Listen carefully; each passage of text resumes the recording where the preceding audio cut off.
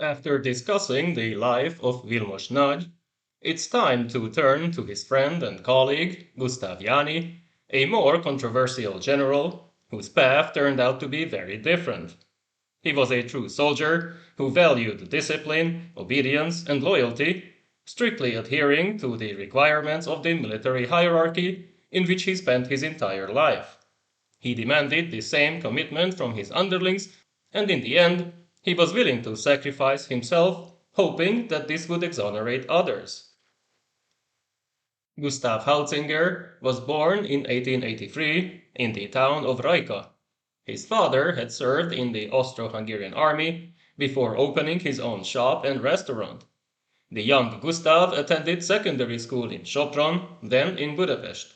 He joined the Ludovica Military Academy and graduated as a lieutenant in 1905.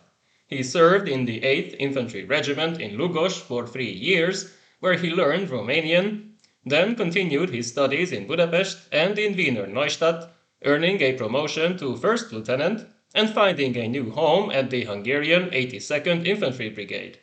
He fought in this unit at the Eastern Front with distinction, becoming captain already in November 1914. He visited German units at the Western Front before joining 3rd Army in Galicia in 1917, then the Ministry of Defense in 1918. Collapse came next, with the liberal government unable to defend the country against its neighbors. He remained in the army, joining the Székely division that was led by Károly Kratokvil, initially fighting against the advancing Romanian forces, but as the new communist regime in Budapest wanted to disarm them, they instead surrendered to the Romanians in April. Captain Hautzinger was released from captivity only in August 1920, after which he rejoined the Royal Hungarian Army as a major, becoming Chief of Staff of 6th Mixed Brigade in Debrecen. In 1924, he joined the Order of Vitéz, which was supposed to provide financial support to patriotic officers. This was when he switched to his mother's family name. He returned to the Ludovica Academy as a professor at the rank of colonel. In 1931, he became the head of the institution, earning another promotion 3 years later to the rank of general.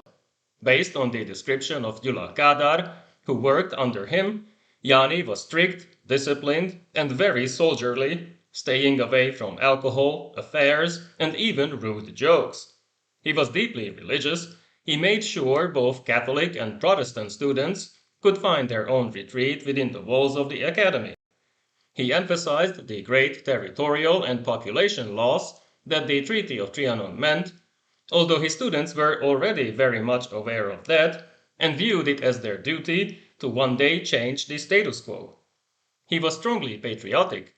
At one point, he refused to converse in German with a visiting delegation, explaining to his underlings that they would not speak to him in his own language if he visited Germany. He left the Ludovica in 1936 to be succeeded by Ferenc Szombathelyi, who wanted to change everything, leading to an argument and lasting resentment between the two. He then served in 1st and 3rd Mixed Brigades before being promoted to Lieutenant General and becoming military advisor to Regent Horthy himself.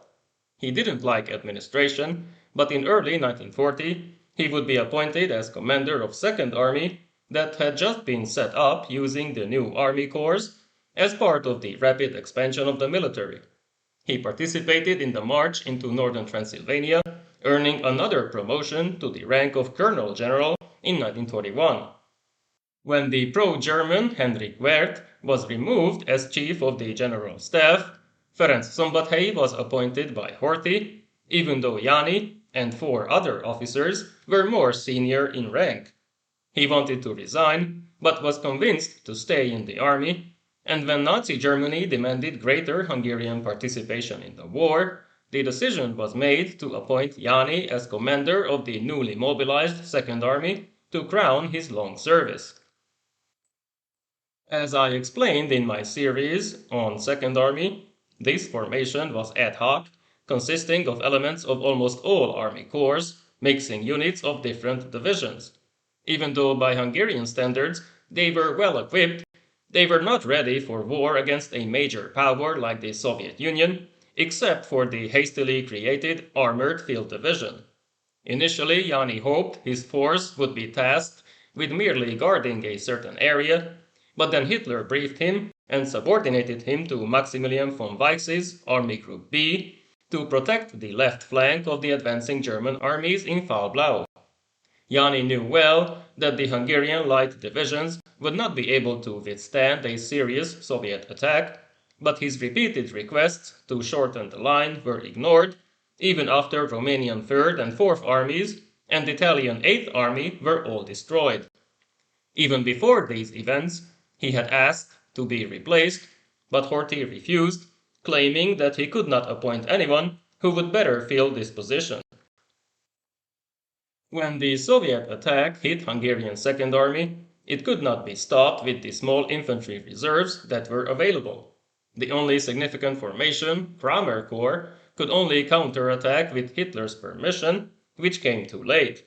Most Hungarian units fought well until they ran out of ammunition, but the divisions directly facing the attack were annihilated, while the others could only retreat with a delay, often in disorganized fashion, due to a lack of transportation, maintained roads, and the extreme cold.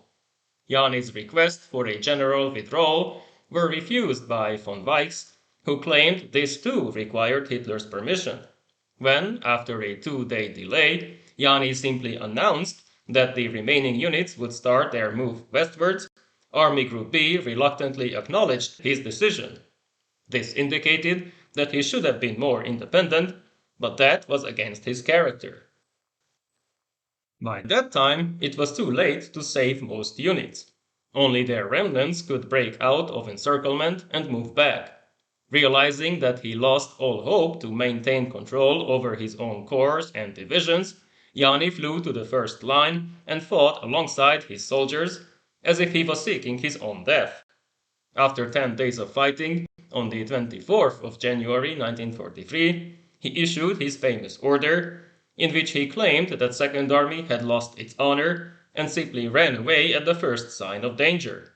He demanded extreme measures from all officers to restore order and discipline, condemning to death all those who could not explain their presence far behind the original lines. As a result, some soldiers were executed, others were imprisoned. Even though in the next 2 months, upon seeing the incoming reports, Yani first modified, then cancelled his order, this did not change the fact that he had lost his nerves and blamed ordinary soldiers for the defeat, even though he was perfectly aware of the true causes.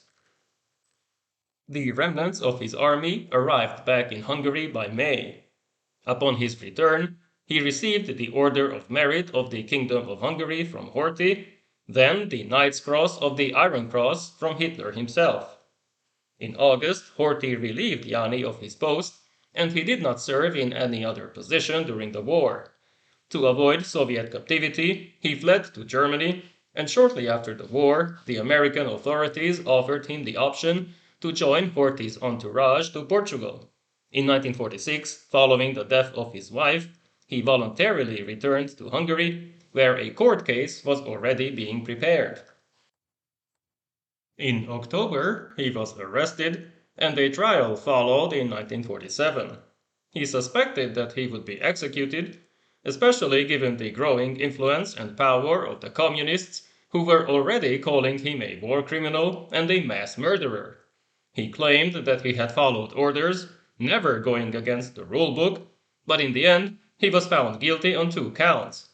That he did not oppose Hungary's greater participation in the war, and that he allegedly instigated the torture and murder of soldiers and civilians, even though the latter could not be proven.